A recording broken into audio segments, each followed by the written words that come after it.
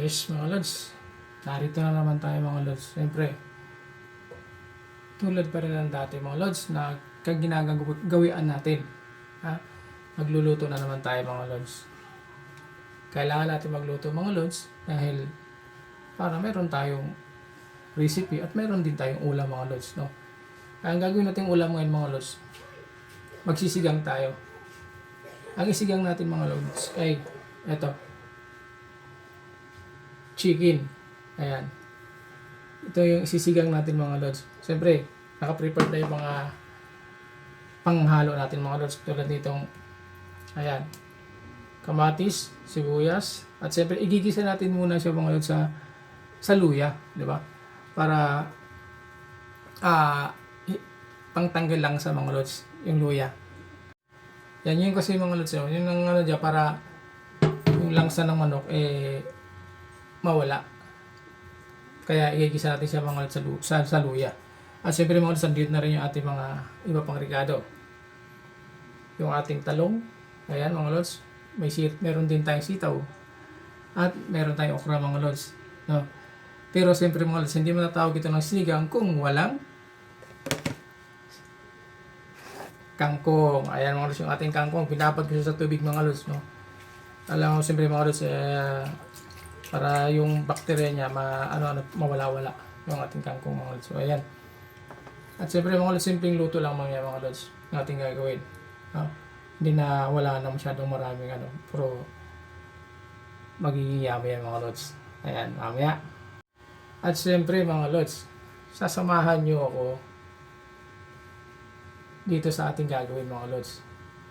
Ayan, sa ating lahat po. Ayan, at siyempre mas masaya kung kasamahan nyo ako mga lods habang tayo nagluluto.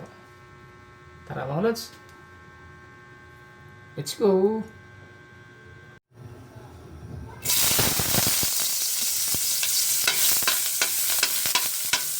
Ayan mga lods, igisa mo natin yung ating luya. Medyo papulapulahin yung natin sa mga lods para natin lang yung ating chicken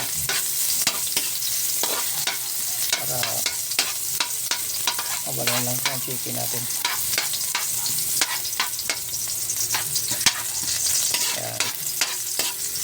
Okay. Lagyan natin chicken natin mga lods.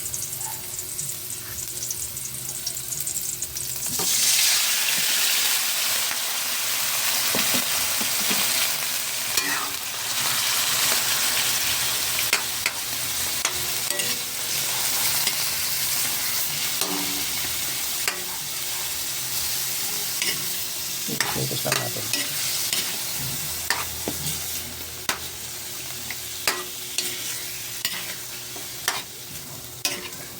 Papula-pulahin natin mga ating chicken bago natin lagyan ng tubig.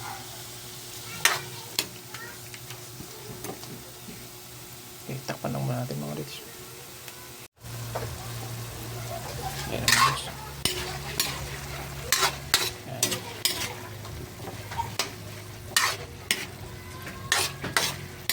Pulapanin at pula-pulahin natin mga lods para makakapit yung kanyang yung ng luya bago natin lagyan ng tubig.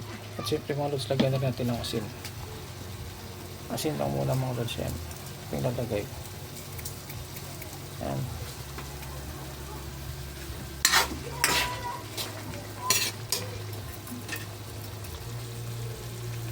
Takpan lang muna natin mga lods. Ayan ang mga lods, namumulan na siya mga lods. Yung pula-pula na ating karne mga lods. So lagyan na natin mga lods ng ating tubig o kamatis muna mga lods. Ayan, kamatis natin.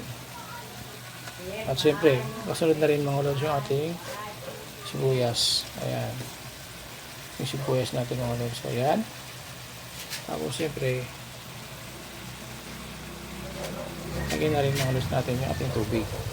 Ayan, tubigan na natin.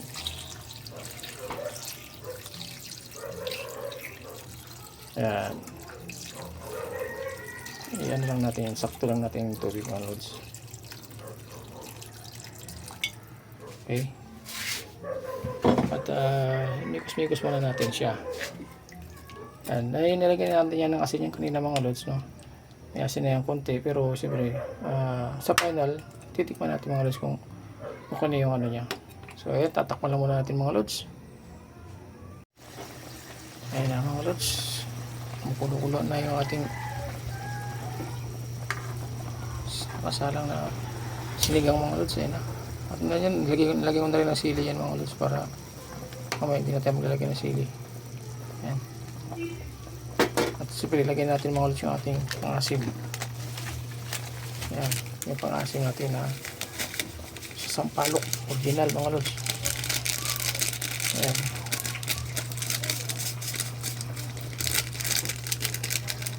Ayan.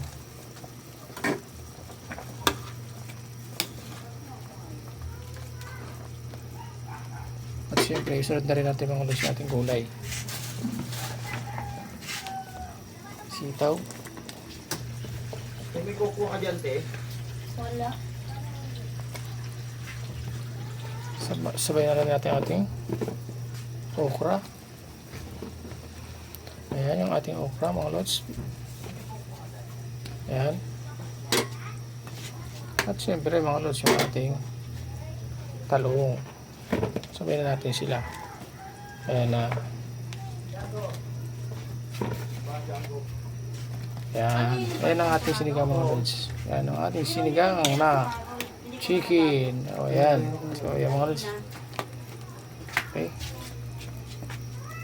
Pakuloyin lang natin.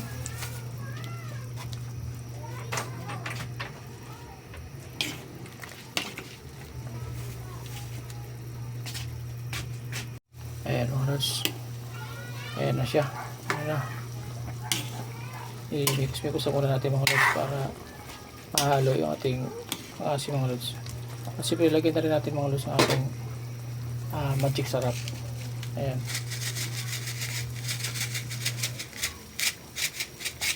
Ayan. At siyempre mga lods, titikman na natin siya para natin mga lods kung ano pa ang kulang. Dahil kung mayroon pang kulang mga lods, pwede natin dagdagan. Pero kung okay na siya, tama na siya. So siyempre, tikman na natin.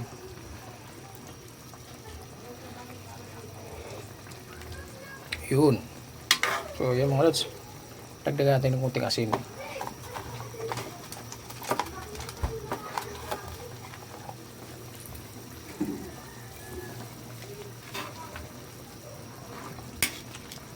Bago natin ilagay yung ating kangkong mga lods, kailangan templado na siya para okay na. Paglagay natin sa kangkong mga lods, palutuin na lang siya natin kasi templado na siya.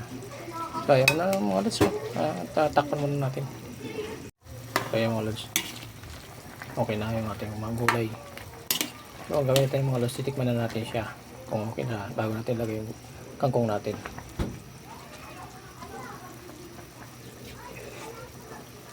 Wow!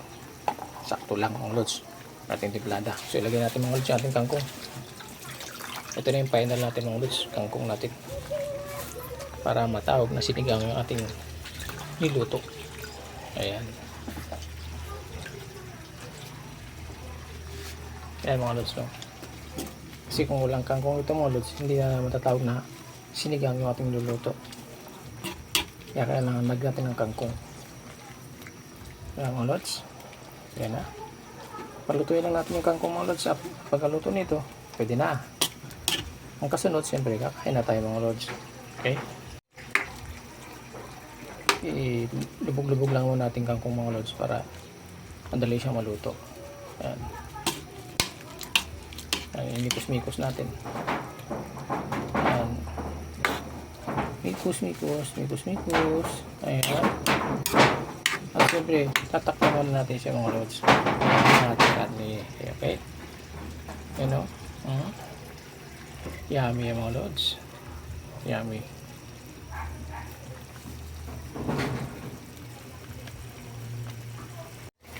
Ayan na mga lods. Ating sinigang na chicken. O ayan. Luto na siya mga lods, no? Okay na ang timplada natin. Tikman ulit natin. Wow, yummy talaga mga lods. Sarap. So ayan. Thank you very much mga lods. Thank you for watching. God bless po. Bye bye po mga lods.